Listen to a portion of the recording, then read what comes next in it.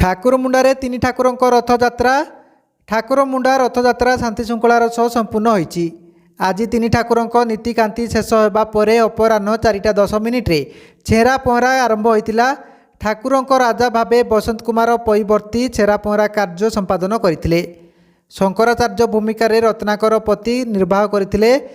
ରବୀନ୍ଦ୍ର ତ୍ରିପାଠୀ, ରମେଶ ଦାସ, ଧରଣୀଧର ଦାସ, ଭାସ୍କର ପଣ୍ଡା, ଗଣେଶ ପଣ୍ଡା, ପପୁ ତ୍ରିପାଠୀ ପ୍ରମୁଖ ରଥଯାତ୍ରା କାର୍ଯ୍ୟରେ ବିଶେଷ ଭାବେ ସେବା ପ୍ରଦାନ କରିଥିଲେ।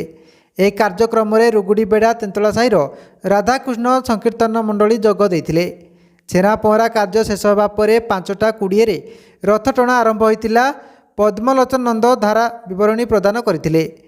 ରଥଯାତ୍ରାକୁ ଶୃଙ୍ଖଳିତ କରିବା ପାଇଁ ଠାକୁରମୁଣ୍ଡା ଥାନା ପୋଲିସ, ଅବକାରୀ ଥାନା ପୋଲିସ ସହିତ ଠାକୁରମୁଣ୍ଡା ଡ୍ରାଇଭର ମହାସଂଘ ଗୁରୁତ୍ୱପୂର୍ଣ୍ଣ ଭୂମିକା ନିର୍ବାହ କରିଥିଲେ। ଠାକୁରମୁଣ୍ଡାରେ ରଥଯାତ୍ରା 2 ଦିନ ଧରି ଅନୁଷ୍ଠିତ ହେଉଥିବାରୁ ପ୍ରଥମ ଦିନ ଠାକୁରମୁଣ୍ଡା ଗ୍ରାମ ପଞ୍ଚାୟତ କାର୍ଯ୍ୟାଳୟ ନିକଟରେ ରଥ ଅଟକି 28 ତାରିଖ ଦିନ ରଥଟଣା ପରେ ତିନି ଠାକୁର ମାଉସୀ ମା ବାଡ଼ିରେ ପହଞ୍ଚିବେ। ଠାକୁରମୁଣ୍ଡାରୁ ଲକ୍ଷ୍ମୀନାରାୟଣ ରାଉତରାୟଙ୍କ report, Odisha news TV live.